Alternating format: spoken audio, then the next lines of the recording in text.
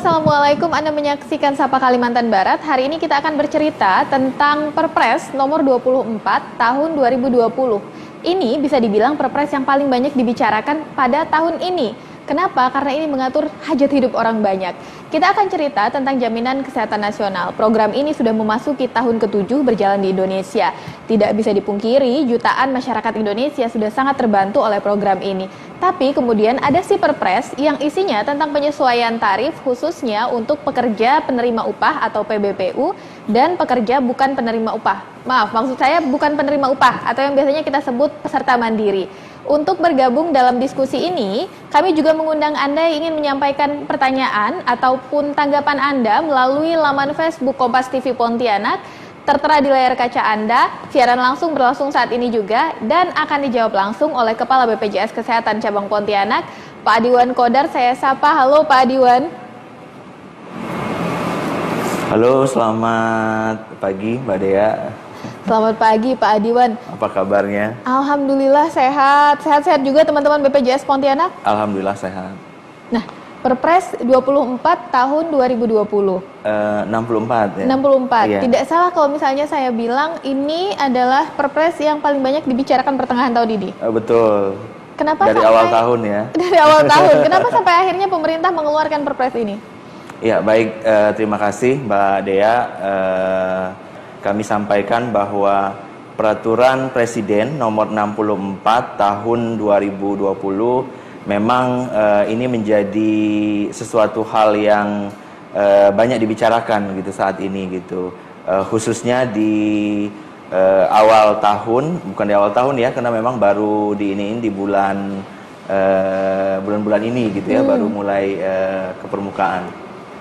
Jadi memang Peraturan Presiden ini sebetulnya menjawab terhadap adanya judicial review yang dilakukan oleh kelompok peserta BPJS Kesehatan atau JKN ini ke Mahkamah Agung, di mana akhirnya Mahkamah Agung kemudian memutuskan bahwa atau mengabulkan judicial review yang mereka lakukan gitu terhadap gugatan yang mereka lakukan, sehingga sesuai dengan peraturan Mahkamah Agung itu sendiri, peraturan nomor 1 tahun 2011, bahwa pemerintah itu actionnya itu apakah memang menarik aturan yang digugat atau memang melakukan penyesuaian. Nah, yang digugat dalam peraturan sebelumnya yaitu Peraturan Presiden nomor 75 tahun 2019 itu hanya di pasal 34-nya Mbak Dea. Nah, di pasal 34 ini mengatur terkait dengan iuran untuk peserta bukan penerima upah atau yang PBPU tadi, atau yang dikenal masyarakat sebagai peserta mandiri gitu, yang membayar sendiri gitu. Nah, itulah yang sebetulnya dilakukan gugatan atau judicial review dari kelompok masyarakat tertentu gitu. Nah, karena memang sudah ada putusan dari Mahkamah Agungnya nomor 7 gitu. Kemudian pemerintah dalam hal ini merespon terhadap putusan tersebut. Nah, responnya sejalan dengan aturan tadi melakukan penyesuaian. Dalam hal ini yang dilakukan adalah melakukan perubahan terhadap nominal ataupun juga tarif untuk iuran peserta mandiri. Itu yang dilakukan oleh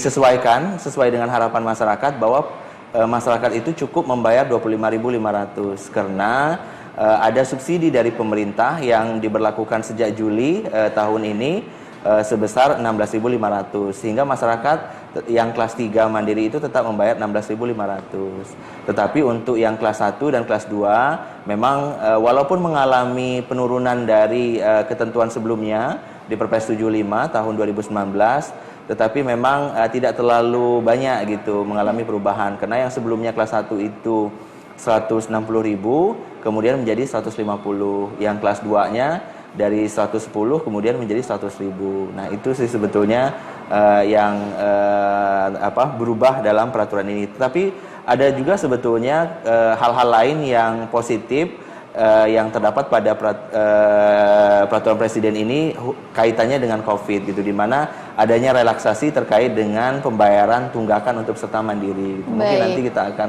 sebelum kita bahas ke lagi soal relaksasi, pasti kemudian ada pertanyaan, kenapa sih BPJS sudah naik, turun, kenapa sekarang dinaikkan lagi? Apa urgensinya penyesuaian tarif ini?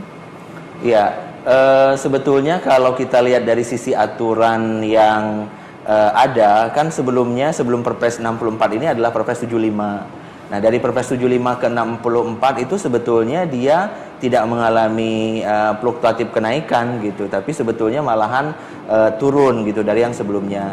Tetapi karena memang ada kekosongan regulasi sebelumnya dan mengikuti putusan dari Mahkamah Agung sehingga dari April, Mei dan Juni itu memang menyesuaikan dengan iuran di tahun 2019 atau Perpres 82 yang itu memang lebih kecil dibandingkan dengan yang ada di Perpres 75. Jadi terkesannya seperti turun kemudian naik lagi. Padahal sebetulnya dari 75 ke 64 itu adalah turun gitu sebetulnya dari sisi regulasinya. Nah, soal penyesuaian iuran ini kan mungkin ada yang perlu dipahami masyarakat terkait dengan klaim-klaim BPJS. Kenapa sih selama ini dianggap bahwa iuran yang ada tidak menutupi klaim biaya kesehatan yang diperlukan masyarakat? Apa yang mahal dari tarif kesehatan selama ini yang harus ditutupi? Kita bahas setelah ini, Pak Adiwan. Kita jeda dulu sejenak. Saudara, kami akan kembali sesaat lagi di Sapa Kalbar.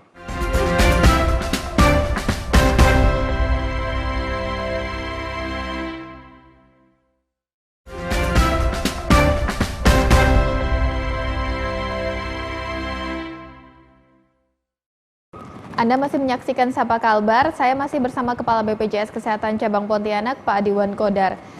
Saya pernah membaca ada beberapa artikel yang menyebutkan bahwa penyesuaian iuran ini memang benar-benar diperlukan untuk kelangsungan BPJS Kesehatan. Iya. Kenapa begitu kondisinya? Iya, baik, terima kasih Mbak Dea. Jadi perlu kami sampaikan untuk pemirsa yang ada di rumah bahwa Badan Penyelenggara Jaminan Sosial Kesehatan ini sebuah badan publik yang nirlaba gitu. Kita di sini tidak untuk mencari suatu laba gitu, tapi bagaimana agar bisa terus berkesinambungan, sustain untuk memberikan perlindungan kesehatan atau penjaminan kesehatan kepada masyarakat yang membutuhkan.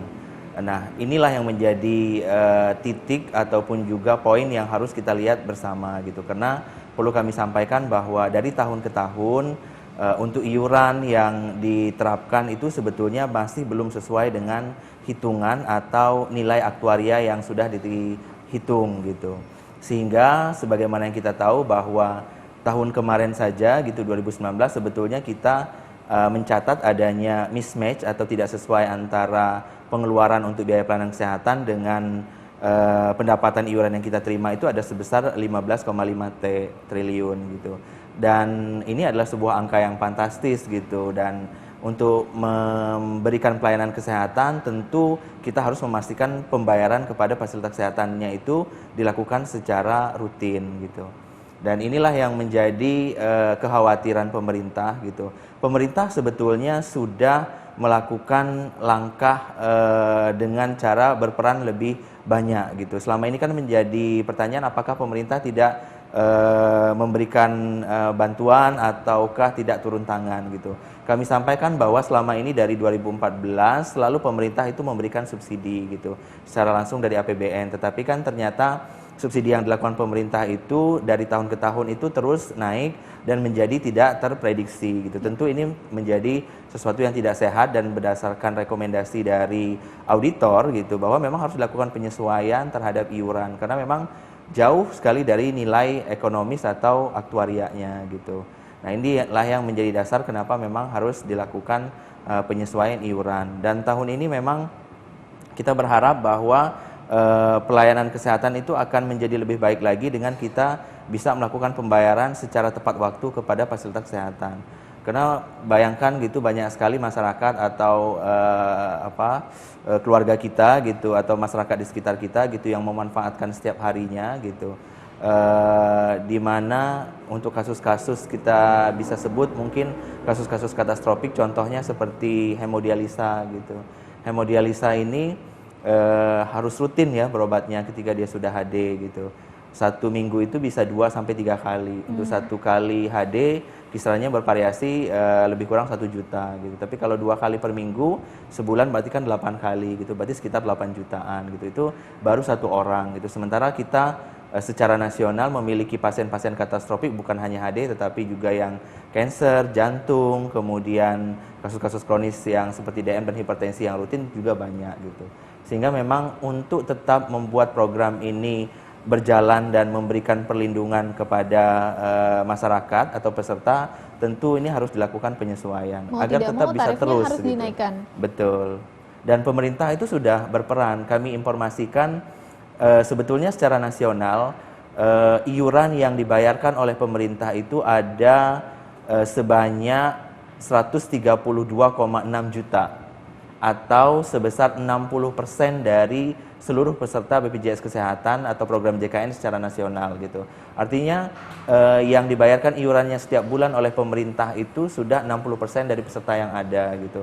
Sementara apakah memang masyarakat kita yang tidak mampunya sebanyak 60% gitu. Tapi memang pemerintah membayarkan iuran untuk penerima bantuan iuran itu setiap bulannya untuk 60% dari peserta JKN gitu. Nah, itu yang sudah dilakukan. Dan ditambah lagi tadi kontribusinya selain membayarkan iuran untuk yang PBI tadi, penerima bantuan iuran, tapi juga memberikan bantuan atau subsidi untuk masyarakat yang di kelas 3 gitu, yang tidak mendapatkan bantuan iuran gitu. Dan itu dibayar 16.500 setiap bulannya dari pemerintah. Baik, kita cerita salah satu isu yang menyebabkan ketidaksesuaian ini adalah tunggakan sepertinya yang sering saya baca. Ya, benar betul. seperti itu. Kalau untuk cabang Pontianak sendiri, ada berapa banyak sih nilai rupiahnya tunggakan yang terjadi? Ya, sebetulnya kalau kita bicara terkait dengan tunggakan peserta yang masih bermasalah untuk saat ini di program JKN itu adalah segmen kepesertaan mandiri atau yang PBPU tadi. Kalau untuk segmen yang lain, apakah itu yang PBI, APBN atau APBD, jelas karena itu dari pemerintah itu tidak mengalami tunggakan gitu. Kemudian juga yang dari sektor pekerja penerima upah, baik itu yang pegawai negeri maupun juga yang swasta, yang dari badan usaha, itu juga tidak mengalami tunggakan yang bermakna gitu. Memang problemnya adalah yang peserta mandiri. Dan kita sampaikan bahwa di negara manapun yang menerapkan jaminan kesehatan nasional atau jaminan sosial, itu memang yang menjadi problemnya adalah peserta mandiri gitu. Karena memang dari sekian banyak peserta mandiri kita ada 30 juta secara nasional gitu. Tentu dari 30 juta ini sebetulnya kalau kita bandingkan dengan 223 juta itu memang porsinya tidak terlalu besar, tapi tetap harus dikolek gitu. Karena itu adalah dana yang harus dikolek gitu untuk pelayanan kesehatan.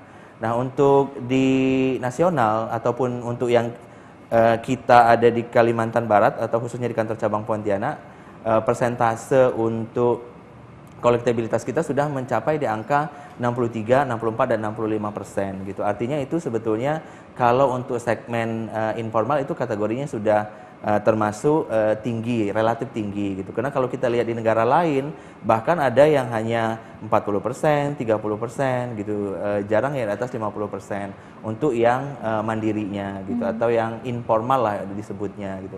Tapi bagaimanapun juga tentu kita mengedukasi masyarakat bahwa setiap masyarakat yang mendaftar tentu ada kewajiban untuk membayarkan iurannya, karena Jangan sampai begitu dia butuh pelayanan kemudian mendaftar, setelah dia selesai pelayanan maka dia tidak membayar lagi gitu. Nah, kami sampaikan bahwa sebetulnya penegakan hukum atau law enforcement itu memang saat ini pelan-pelan itu diterapkan, mulai dari adanya tunggakan harus dibayarkan gitu selama 24 bulan maksimal gitu. Kemudian nanti ketika dia memang sudah pernah menunggak kemudian nonaktif kemudian aktif kembali, ada yang namanya denda pelayanan gitu.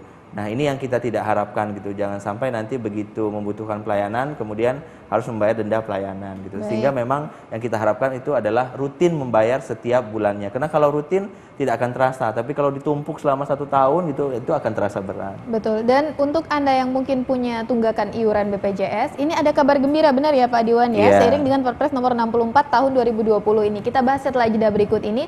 Setelah ini kami juga akan membacakan pertanyaan dari Anda yang sudah masuk melalui laman Facebook Kompas TV Pontianak saat siaran ini berlangsung. Tetap di Sapa Kalbar.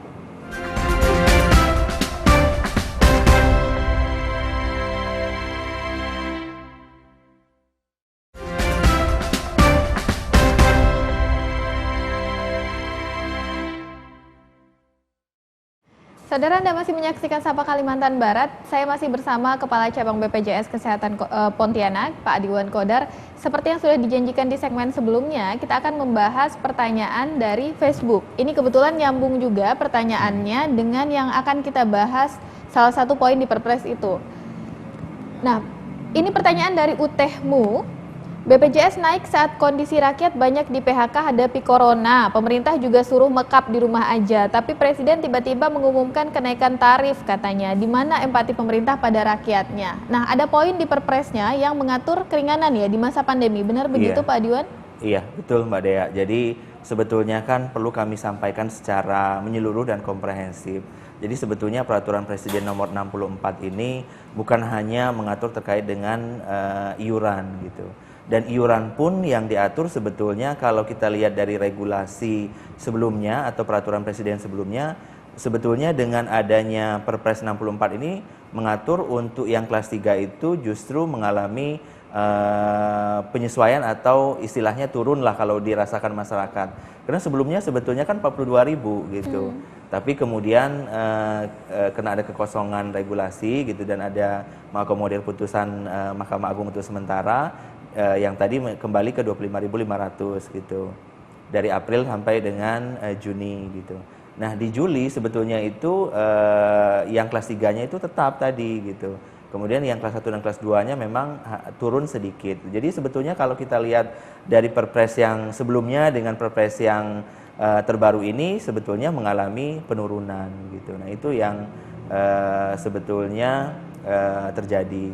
Kemudian juga peraturan presiden ini sebetulnya juga hadir ataupun turun di tengah adanya pandemi COVID, sebetulnya juga bukannya tidak peka gitu pemerintah. Tetapi sebetulnya kalau kita baca secara keseluruhan bahwa ada yang namanya relaksasi tunggakan iuran. Jadi untuk masyarakat yang mengalami tunggakan lebih dari 6 bulan, untuk tahun 2020 ini cukup membayar dengan 6 bulan saja maka kartunya akan aktif. Jadi cukup membayar 6 bulan dari misalnya tunggakannya ada 10 bulan atau ada 12 bulan, cukup membayar 6 bulan maka kartunya akan aktif. Tetapi untuk sisa tunggakan memang masih tersimpan gitu dan nanti akan muncul pada tahun 2021 gitu. Jadi nggak mesti semuanya dibayarkan saat ini begitu betul. Sifatnya. Berarti kalau misalnya Anda ingin mengaktifkan kembali kartu BPJS Kesehatan ini saat yang tepat ya Pak Diwan ya? Iya, betul. Di tahun ini ya, di 2020 ini. Tetapi nanti di tahun 2021 tentu diharapkan kondisi ekonomi kita, mudah-mudahan pandemi COVID segera berakhir, itu sudah bisa lagi gitu, kondisinya membaik gitu. Baik, ini ada pertanyaan lagi, kenapa harus naik lagi tarif BPJS? Katanya batal, memangnya BPJS rugi? Sebetulnya kalau kita bicara untung dan rugi itu tidak pas ya, karena memang tadi disampaikan bahwa kita adalah badan publik nirlaba gitu. Jadi yang kita butuhkan itu bukan untuk mencari laba gitu, tetapi bagaimana agar bisa terus ada bertahan untuk memberikan perlindungan atau jaminan kesehatan kepada masyarakat. Karena disampaikan bahwa mismatch atau besar pengeluaran dibandingkan pendapatan untuk di tahun kemarin saja itu 15,5 T gitu, dan tahun ini sebetulnya yang berjalan sampai dengan saat ini ada sekitar 4 triliun gitu yang memang sudah jatuh tempo tapi belum bisa dibayar gitu, karena memang pendapatan yang kita terima dari iuran itu iurannya itu belum mencukupi gitu. Nah, sehingga kalau pertanyaannya apakah memang saat ini mengalami kondisi lebih besar pengeluaran dibanding pendapatan, iya gitu. Karena memang untuk di kantor cabang Pontianak sendiri setiap bulan kita itu mendapatkan iuran itu 49 miliar. Tetapi biaya pelayanan kesehatan yang kita bayarkan itu 60 miliar gitu. Itu saja sudah defisit Itu aja berarti. sudah defisit untuk di kantor cabang Pontianak. Itu dari berapa fasilitas kesehatan yang bekerja sama dengan BPJS? Fasilitas kesehatan kita kalau untuk rumah sakit itu ada 22 gitu. Kalau FKTP atau fasilitas kesehatan tingkat pertama tentu semua milik pemerintah, kemudian juga dokter praktek perorangan, kemudian juga klinik dan juga klinik miliknya TNI Polri itu sudah bergabung dengan program JKN. Baik, pernah nggak sih mungkin dihitung-hitung kisarannya supaya tidak terjadi mismatch? Sebenarnya tuh perlu berapa sih iurannya BPJS, tapi berapa akhirnya yang diputuskan oleh pemerintah saat ini gitu? Ya, memang sebetulnya untuk hitungan aktuaria yang sebetulnya untuk iuran peserta mandiri itu sebetulnya jauh dari yang ditetapkan saat ini gitu. Hitung aktuarianya itu untuk yang kelas 1 itu sekitar 280.000 gitu per orang per jiwa. Kemudian kelas 2 dan kelas 3-nya juga masih di atas 100.000 gitu. Tentu ini kan sangat terasa berat oleh masyarakat karena memang kita tahu kondisi daya beli kita gitu. Akhirnya dengan kondisi saat ini pemerintah yang berperan lebih banyak dengan memberikan subsidi, dengan membayarkan iuran masyarakat yang tidak mampu, dan itu jauh lebih besar gitu untuk dari yang seharusnya gitu nominalnya. Sehingga akhirnya bisa untuk peserta mandiri itu disesuaikan iurannya menjadi tidak terlalu besar. Tetapi memang kalau harapannya memang zero atau memang tidak ada iuran untuk peserta mandiri, tentu ini tidak bisa diberlakukan, karena kita harap bahwa masyarakat tentu harus memberikan kontribusi, karena agar kalau dia berkontribusi nanti akan melakukan upaya untuk pencegahan ataupun perlindungan gitu. Ya, seperti itu. Ini pertanyaannya baru masuk, tapi sepertinya sesuai dengan bahasan dari Dedria Ari Rahmansyah. Untuk peserta mandiri yang sudah dimutasikan ke PBI APBN, namun ada tunggakan, apakah harus membayar tunggakan di masa pandemi ini? Ya, baik. Kalau untuk kepesertaan PBI, sebetulnya ketika dia beralih ke PBI, PBI-nya aktif gitu, dan memang tunggakannya itu ketika dia beralih ke PBI saat ini itu tidak perlu dibayar. Tetapi begitu nanti kepesertaannya berubah lagi dari PBI karena kondisinya sudah mampu, kemudian menjadi peserta mandiri, maka tunggakannya itu akan muncul gitu. Jadi dia tidak hilang, tapi hanya sementara tidak muncul pada saat dia beralih menjadi peserta yang menerima bantuan dari pemerintah. Karena kalau menerima bantuan dari pemerintah artinya kategorinya kan perlu dibantu gitu. Berarti tidak perlu dipaksakan untuk membayar iurannya. Iya, jadi kalau PBI memang, kalau beralih ke PBI memang tunggakannya tidak muncul gitu, tapi nanti akan muncul ketika dia beralih kembali menjadi peserta mandiri. Baik. Berarti sudah banyak sebenarnya penyesuaian yang dilakukan supaya iuran BPJS yang saat ini diterapkan masih sesuai dengan daya beli yang mampu dijangkau oleh masyarakat. Ya, betul. Berapa banyak sih sebenarnya yang di-cover oleh BPJS Kesehatan cabang Pontianak saja? Ada berapa jiwa yang bisa di-cover? Iya, kalau kita melihat dari data kepesertaan, sebetulnya saat ini sudah 1,9 juta yang menjadi peserta BPJS Kesehatan. Kalau kita bicara di kantor cabang Pontianak yang terdiri dari 6 kabupaten kota gitu. Tapi kalau untuk Provinsi Kalimantan Barat, untuk 14 kabupaten kota, sebetulnya dari 5,4 itu yang sudah menjadi peserta itu ada 3,8 atau sebesar sekitar 71%. Itu adalah peserta yang merupakan bagian dari masyarakat yang setiap harinya memerlukan pelayanan kesehatan.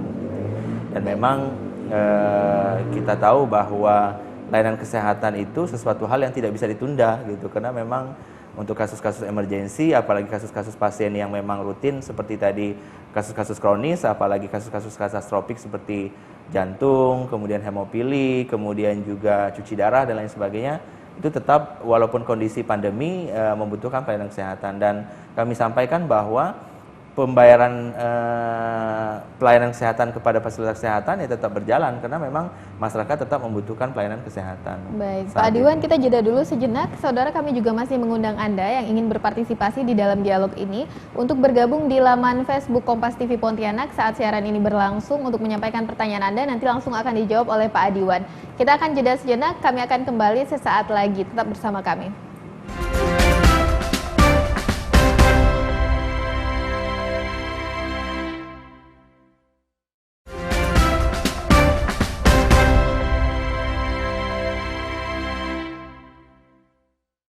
Anda masih menyaksikan Sapa Kalimantan Barat. Sudah cukup banyak pertanyaan yang masuk melalui laman Facebook Kompas TV Pontianak. Tapi ada yang menarik juga yang akan saya tanyakan langsung dengan Pak Adiwan. Ini terkait dengan intervensi pemerintah terhadap anggota BPJS Mandiri kelas 3. Nah, saat ini yang banyak diketahui mungkin penerima bantuan iuran atau PBI itu yang mendapatkan bantuan langsung dengan dibayarkan oleh pemerintah. Betul. Tapi sebenarnya ada subsidi juga untuk peserta mandiri kelas 3. Iya, betul. Betul sekali Mbak Dea. Jadi memang tadi sudah disampaikan di awal bahwa pemerintah itu tidak hanya berkontribusinya membayarkan 60% dari kepesertaan JKN gitu. Tapi juga untuk yang peserta mandiri yang kelas 3 itu disubsidi sebanyak 16.500-nya gitu. Nah, itu yang dilakukan pemerintah untuk masyarakat yang mendaftar mandiri. Sebetulnya semua masyarakat yang kategorinya mohon maaf fakir miskin dan tidak mampu, siogianya memang masuk ke dalam data terpadu kesejahteraan sosial atau DTKS. Nah, kalau dia masuk ke dalam data tersebut sebetulnya merupakan masyarakat yang berhak mendapatkan perlindungan kesehatan dengan dibayarkan iurannya oleh pemerintah. Tapi ternyata memang kena ada miss mungkin satu dan lain hal, ada juga yang belum mendapatkan. Tetapi sebetulnya bisa menghubungi aparat desa setempat, kemudian juga dinas sosial gitu. Kalau memang kategorinya betul-betul masuk dalam kriteria fakir miskin dan tidak mampu, tentu merupakan bagian dari masyarakat yang dibantu oleh pemerintah gitu. Tetapi kalau yang memang mendaftar sendiri dan membayar sendiri, tentu dia merasa sanggup untuk membayar iuran.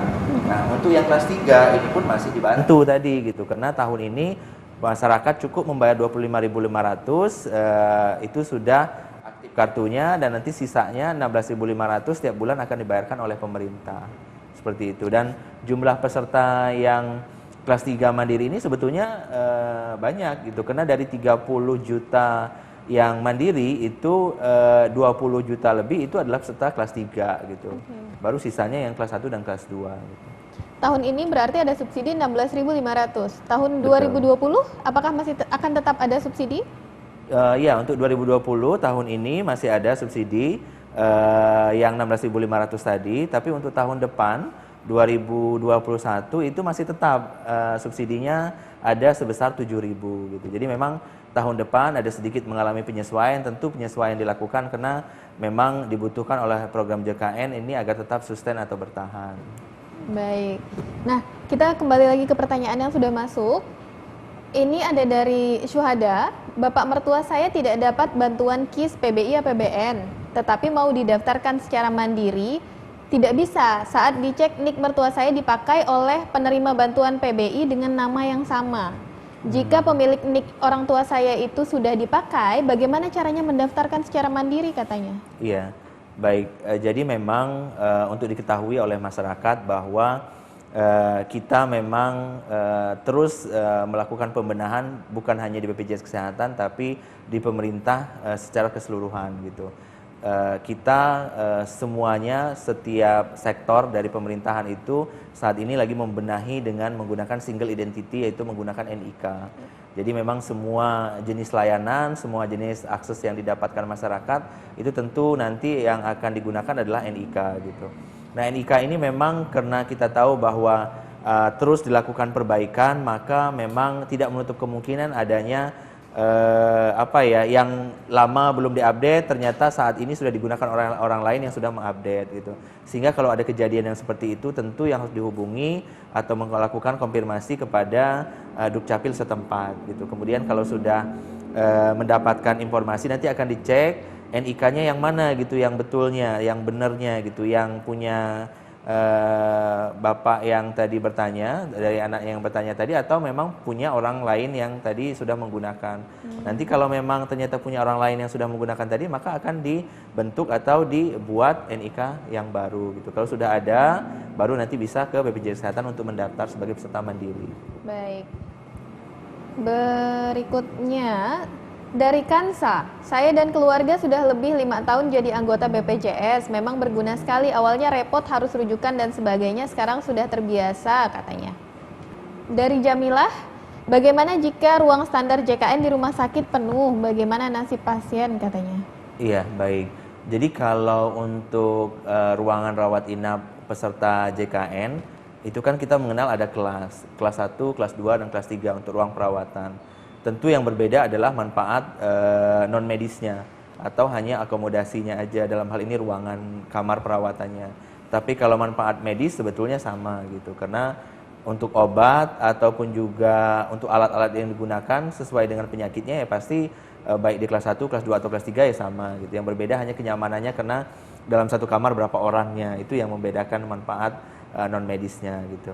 Jadi kalau untuk peserta JKN, kalau ruang sesuai dengan haknya penuh, maka sebetulnya ada mekanisme untuk dititipkan di ruang satu tingkat yang lebih tinggi selama 3 hari. Kemudian sambil menunggu ruangnya tersedia. Kalau sudah tersedia baru diturunkan sesuai dengan kelas yang menjadi haknya gitu. Oke, jadi tidak serta-merta tidak ada ruangan yang standar sesuai dengan JKN-nya terus dipulangkan, nggak begitu ya mekanismenya ya Pak? Baik.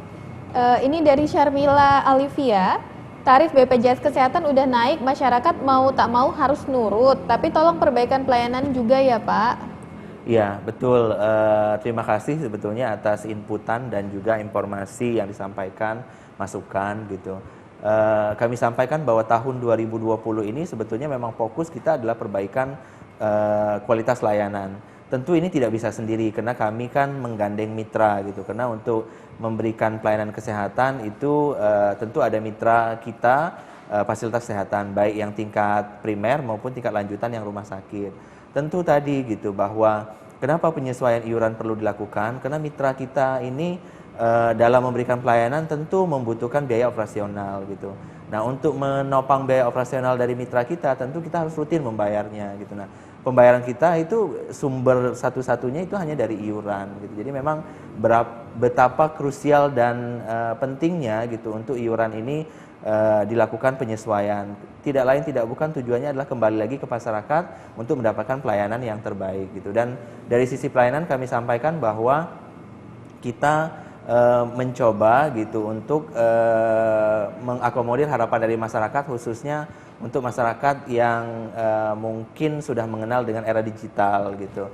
Jadi semua saat ini seperti antrian di rumah sakit, di klinik atau di puskesmas itu kita mengedepankan untuk elektronik gitu. Kemudian juga saat ini kan sudah ada mobile JKN gitu. Nah, mobile JKN itu bukan hanya untuk mengecek data pesertaan, kemudian mendaftar, pokoknya bukan hanya untuk mendaftar layanan yang diberikan oleh BPJS, tetapi juga saat ini itu juga bisa digunakan untuk mengakses layanan yang di fasilitas kesehatan, khususnya fasilitas kesehatan tingkat primer dengan menggunakan mobile JKN itu bisa chat, bisa konsultasi ke dokternya gitu. Kebetulan kita sedang bicara soal perbaikan pelayanan kesehatan. Nah, BPJS ini kan punya banyak sekali mitra Vaskes yang bekerja sama dengan BPJS Kesehatan. Adakah sistem evaluasi dari BPJS kepada Vaskes yang menjadi mitra? Iya, jadi memang tentu ada yang namanya kontrak gitu atau perjanjian kerjasama antara fasilitas kesehatan dengan BPJS Kesehatan, dan kita sifatnya mitra sejajar, ada hak dan kewajiban gitu. Jadi memang ada kewajiban dari fasilitas kesehatan itu untuk mentaati ketentuan perundang-undangan, di mana yang pertama ada poin-poinnya, tidak boleh ada diskriminasi gitu. Kemudian memberikan pelayanan sesuai dengan indikasi dan sesuai dengan kebutuhan gitu. Kemudian tidak boleh ada iur biaya. Kemudian juga memberikan pelayanan sesuai dengan ketentuan yang sudah ditetapkan gitu. Jadi memang hal ini yang memang kita sampaikan di awal sebelum kita melakukan perjanjian kerjasama. Setelah paham, kemudian setuju dengan klausul-klausul perjanjian kerjasama, baru kita lanjut gitu.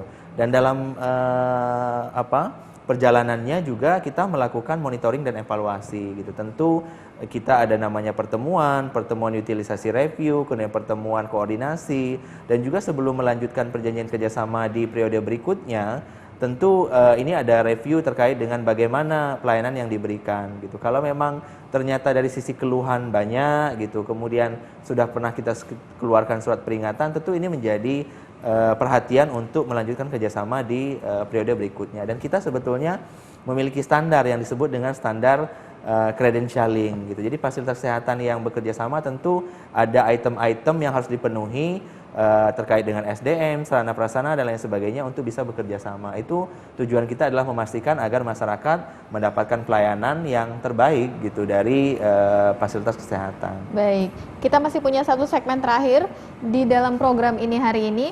Masih ada kesempatan bagi Anda yang ingin bertanya, mungkin sekitar 1-2 pertanyaan. Setelah ini kami akan kembali tetap di Sapa Kalimantan Barat.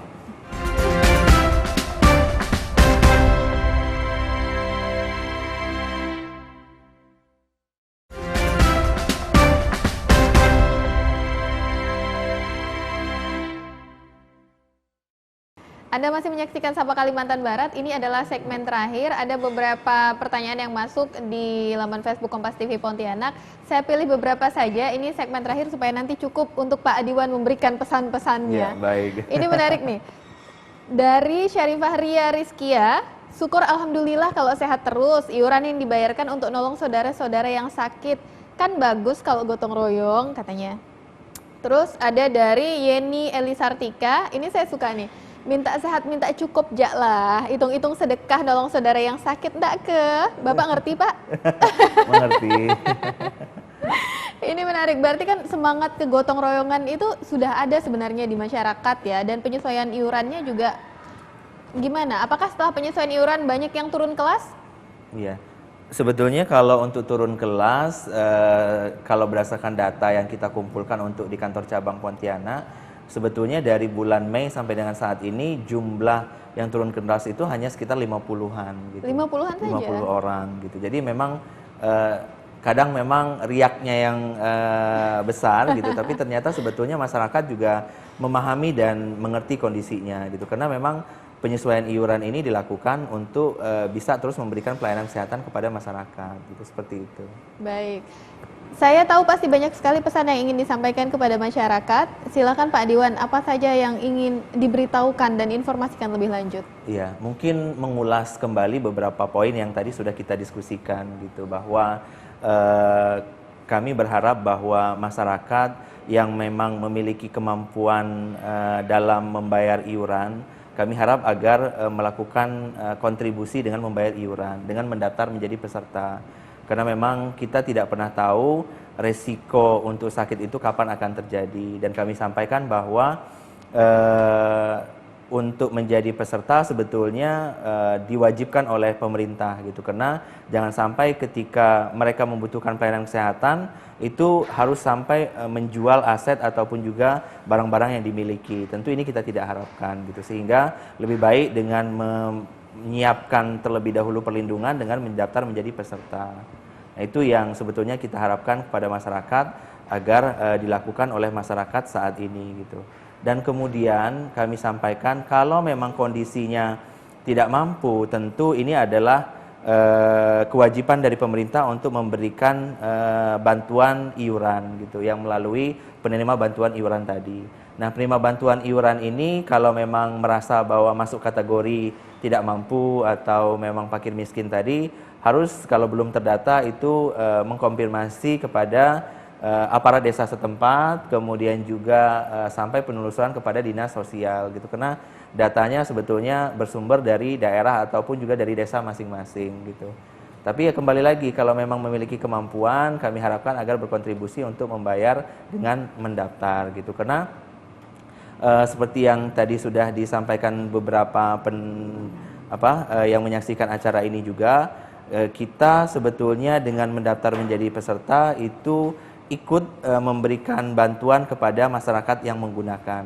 Karena kita tahu bahwa satu orang yang misalnya operasi jantung atau mungkin nggak jauh-jauh yang tadi cuci darah saja gitu. Kalau cuci darah tadi itu butuh biaya sekitar 8 juta gitu. Untuk orang yang kelas 3 yang 25.500 tentu berapa tahun harus dikumpulkan gitu. Artinya dalam satu kali perawatan dia itu adalah iuran dari sekian banyak orang yang membayar iuran gitu. Sehingga memang daripada kita memanfaatkan, lebih baik kita bersedekah atau membayarkan iuran untuk orang lain yang memanfaatkan gitu. Karena memang kita tidak berharap sakit gitu, karena kita berharap bahwa kita tetap sehat dan tetap bisa menunaikan kewajiban kita sehari-hari dan membayar iuran gitu. Jadi mungkin yang kami sampaikan bahwa untuk iuran yang sudah dibayarkan itu adalah sebagai amal yang kita berikan kepada masyarakat yang membutuhkan, karena memang akan sangat terasa ketika kita sudah menggunakan gitu. Karena kalau kita lihat testimoni ataupun juga di media sosial gitu, masyarakat-masyarakat yang orang tuanya ataupun juga yang memberikan testimoni merasakan langsung bahwa pernah operasi, apakah itu melahirkan dengan sesar gitu ataukah operasi kanker dan lain sebagainya, tentu merasakan manfaatnya begitu besar. Artinya kalau kita mau merasakan manfaat tentu harus mengalami, tapi kita berdoa jangan sampai kita mengalami, karena kalau kita mengalami berarti kita mengalami kondisi yang tidak baik pada diri kita gitu. Jadi mudah-mudahan kita bagian yang memberi manfaat ya, bukan yang merasakan bagian manfaat. dari yang berkontribusi pada masyarakat yang lain gitu, tidak bagian yang dibantu oleh masyarakat yang lain. Dan mungkin di terakhir saya sampaikan bahwa pemerintah sekali lagi kami sampaikan sudah memberikan bagian dari kewajiban pemerintah dengan membayarkan seluruh masyarakat yang kategori tidak mampu gitu dan fakir miskin, dan jumlahnya fantastis sebetulnya. Tadi sebesar 132,6 juta gitu, atau sebesar 60%, tepatnya 59,9 gitu dari kepesertaan program JKN saat ini. Nah, tentu yang memang tidak masuk dalam 132,6 kategorinya memang kemungkinan mampu untuk membayar iuran, dan juga tidak diwajibkan untuk memilih kelas tertentu, karena disesuaikan saja dengan kemampuan membayar iuran secara rutin. Kalau yang memang mampu untuk membayar di kelas 1 silahkan, di kelas 2 juga silahkan, tapi kalau memang cukupnya untuk di kelas 3 tentu kita harapkan memang sesuai dengan kemampuan. Dan kami sampaikan bahwa benefit atau manfaat yang diterima kalau untuk rawat jalan tidak ada beda, karena semuanya kan baik kelas 1, kelas 2, kelas 3 semuanya sama gitu. Yang beda hanya pada saat rawat inap. Rawat inap pun yang beda hanya manfaat akomodasinya, yaitu ruang perawatannya. Jadi memang jangan takut gitu, jangan memaksakan untuk di kelas 1 dan kelas 2 tapi akhirnya kemudian menunggak gitu. Karena kami juga menghimbau kepada masyarakat yang masih memiliki tunggakan untuk segera melunasi tunggakannya gitu. Karena memang kalau kita rutin membayar secara reguler setiap bulan tentu tidak akan terasa berat. Tapi kalau ditumpuk misalnya 6 bulan sekali misalnya membayarnya gitu, tentu akan terasa berat. Dan kami butuh pembayaran kepada peserta kesehatan setiap bulan, maka memang kami mengharapkan melalui telepon kita sudah lakukan upaya penagihan, kemudian melalui kader JKN kita gitu. Kami harapkan bahwa masyarakat memiliki kesadaran untuk membayar iuran, karena itu sebetulnya bentuk daripada kepedulian dari masyarakat kepada masyarakat yang membutuhkan. Pak Adiwan Kodar, terima kasih banyak untuk informasi yang dibagikan hari ini. Sama-sama. Ini sangat bermanfaat untuk masyarakat. Banyak sekali yang baru kita ketahui, yang biasanya mungkin ada di benak masyarakat ketika iuran naik. Aduh, ini pemerintah tidak tanggap. Aduh, ini jadi beban baru bagi masyarakat. Ternyata ada banyak hal yang selama ini mungkin perlu kita pahami. Betul. Tadi untuk gotong royong supaya semua tertolong. Betul. Terima kasih banyak yang sudah bergabung bersama kami, Anda yang sudah menyaksikan acara ini dari awal hingga akhir, dan Anda yang sudah berpartisipasi melalui laman Facebook Kompas TV Pontianak. Saya Dia Citra Rahmatika atas nama teman-teman yang bertugas, pamit undur diri dari hadapan Anda. Selamat pagi, sampai jumpa.